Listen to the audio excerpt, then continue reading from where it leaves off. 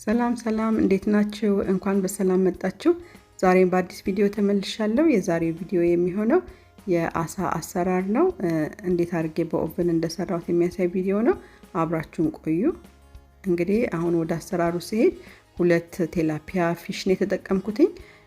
በደንብ ካጠብነው በኋላ ፊሻችንን በደንብ አድርገን ካጸዳን በኋላ እንደምታዩት የማያስፈልገውን ፓርት ደግሞ ቆራርጬ አዘጋጀዋለሁ ማለት ነው።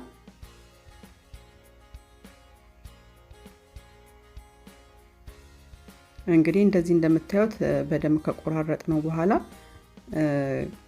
ቀጥለን የምናደርገው ምንድነው በቢላችን ደግሞ እንደዚህ ሰንጠቅ ሰንጠቅ እያደረግን ቅመሙ ወደ ውስጥ እንዲገባልን ማዘጋጀት ነው።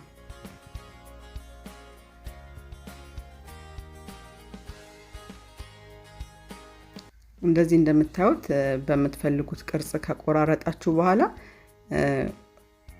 ኦቨን በመናስገባበት ትሬ እናዘጋጃለን። እሱንም ዘይት እንቀባለን። በደንብ ዘይት እንቀባው የማጣበቅ ባህሪ ስለሚኖረው አሳው በኋላ አልላቀቅም እንዳይለን በደንብ ዘይት ከቀባነው በኋላ አሳችንን ደግሞ እንቀምማለን ማለት ነው። እኔ ተጠቀምኩትኝ ትንሽ ዘይት፣ ፓፕሪካና ጨው፣ የነጭ ሽንኩርት ፓውደር አድርጌ አንድ ላይ እቀላቅላቸውና እሱን እንግዲህ አሳይን ቀባዋለሁ ማለት ነው። ቆንጆ ጣዕምና ቆንጆ ከለር ይሰጥልናል። ይሄንን ቅመሞች ነው የተጠቀምኩትኝ። እሱን በደንብ እንደዚህ ካዋሃድኩኝ በኋላ አሳይን እንግዲህ ቀባዋለሁኝ።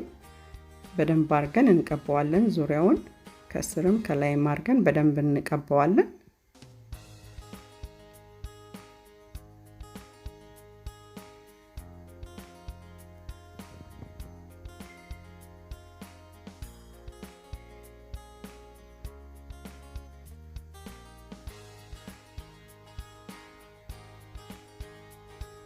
እንግዲህ አሳ ብዙም ቅባት ነገር ስለሌለው ትንሽ ዘይት ማጠቀማችን እዚህ ጋር ቆንጆ ነው።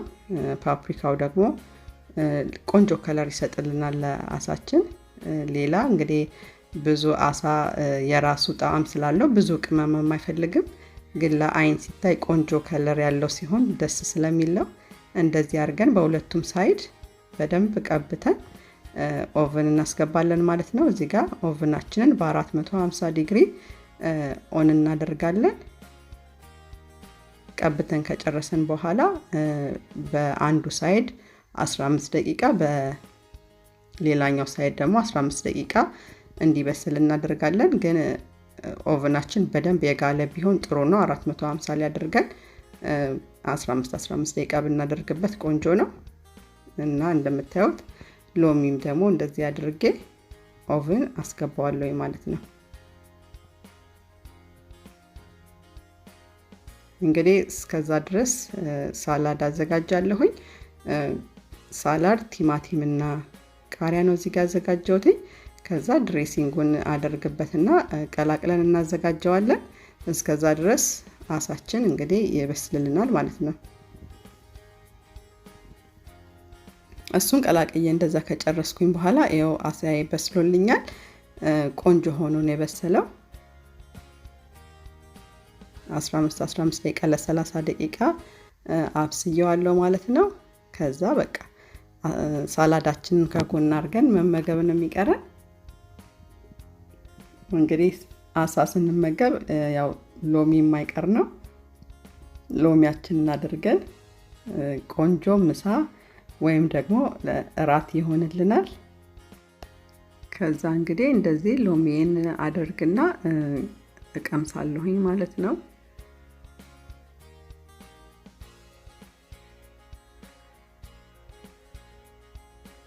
ላዩ ራሱ ቆንጆ ከለር ያለው የሚያምር